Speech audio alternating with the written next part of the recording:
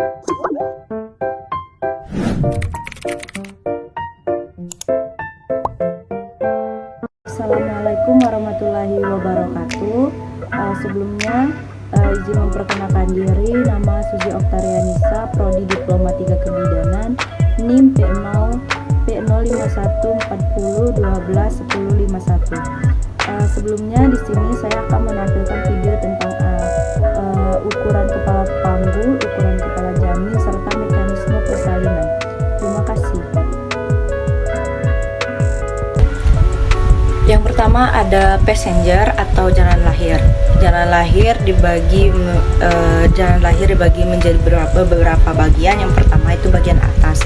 Bagian keras tulang-tulang panggul atau rangka panggul. Yang kedua itu bagian lunak atau otot-otot, jaringan-jaringan, ligamen-ligamen.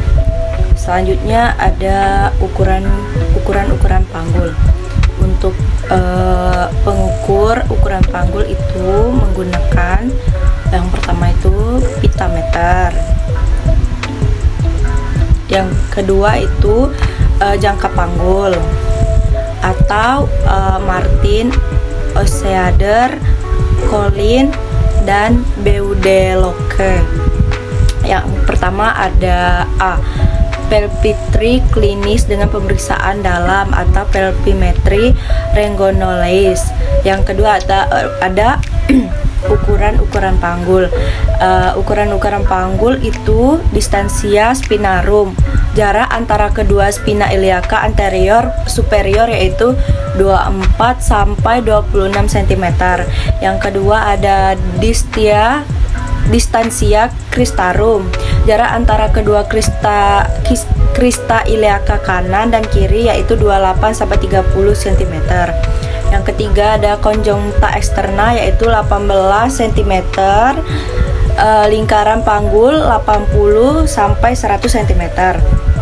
Yang selanjutnya yaitu ada konjungate diognalis yang ukurannya yaitu 12,5 cm. Selanjutnya yaitu ada distansia tuberum yang memiliki ukuran 10,5 cm. Yang selanjutnya yaitu ada ukuran dalam panggul. Pintu atas panggul merupakan suatu bidang yang dibentuk oleh promontorium, linea, inemeta, dan pinggir atas simpitis pubis. Selanjutnya itu ada konjunktapera dengan pemeriksaan dalam yang diperoleh konjungta diognalis itu memiliki ukuran 10,5 sampai 11 cm. Selanjutnya yaitu ada konjungta transversa yaitu yang memiliki ukuran 12 sampai 13 cm. Selanjutnya ada konjungta oblingua 13 cm. Konjungata obstetrika adalah jarak bagian tengah simfisis ke promontorium. Selanjutnya yaitu ada ruang tengah panggul yang bidang terluasnya memiliki ukuran 13 kali 12,5 cm. Bidang tersempit memiliki ukuran 11,5 kali 11 cm. Jarak spina ischiadica yaitu 11 cm. Pintu bawah panggul yang memiliki ukuran anterior posterior 10 sampai 11 cm. Selanjutnya ada ukuran melintang 10,5 cm. Arcus pubis membentuk sudut 90 derajat. Lebih pendek pendaki. Nah, naki kurang dari 80 derajat. Terima kasih. Selanjutnya ada mekanisme persalinan normal. Mekanisme persalinan yang pertama yaitu turunnya kepala dibagi menjadi dua, yaitu masuknya kepala bagian dalam dan masuknya kepala bagian luar. Yang pertama yaitu yang kedua itu ada pintu atas panggul dan majunya kepala. Pembagian ini terutama berlaku pada primigravida. Masuknya ke dalam pintu atas panggul pada primigravida sudah terjadi pada bulan terakhir kehamilan, tetapi pada multigravida biasanya baru terjadi pada pemulaan persalinan.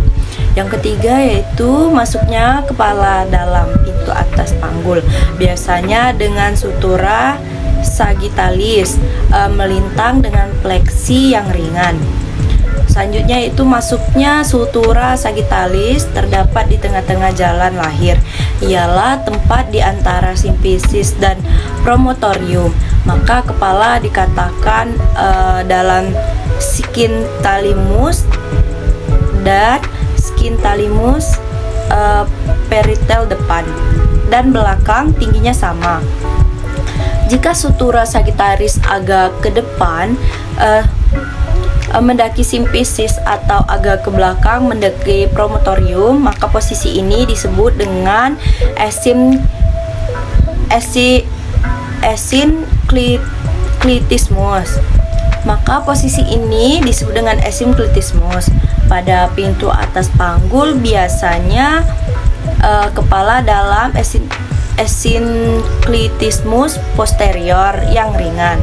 Esinklitismus posterior ialah jika sutura sagittalis mendekati simfisis dan peritel belakang lebih rendah dari peritel depan. Esinklitismus anterior ialah jika sutura sagittalis mendekati promotorium sehingga peritel depan lebih rendah dari peritel belakang. Selanjutnya yaitu majunya kepala pada primigravida sudah terjadi setelah kepala masuk ke dalam rongga panggul dan biasanya baru dimulai pada kala 2.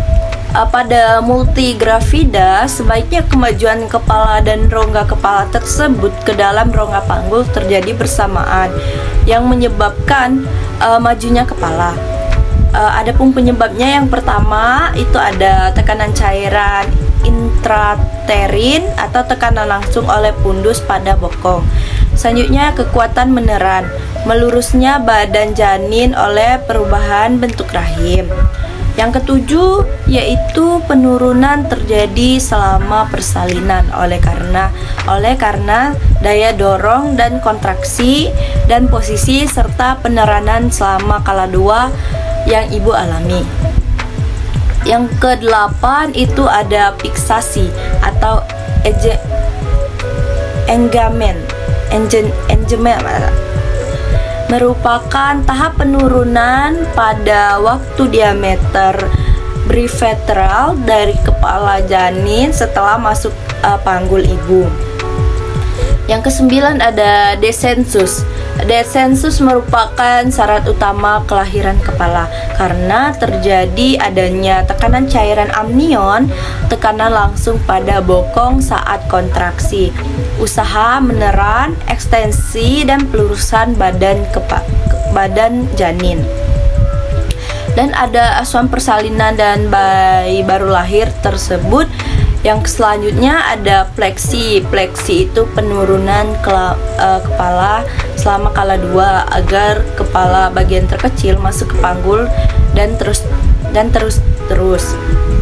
Yang ke-11 ada putaran paksi dalam atau rotasi internal. Yang ke-12 ada ekstensi atau defleksi dari kepala. Selanjutnya yaitu rotasi eksternal atau putaran luar terjadi berputar selama interior bahu. Yang terakhir ada ekspulsi atau putaran paksi luar bahu depan sampai bawah di bawah simfisis menjadi hipomoklion untuk kelahiran bahu belakang.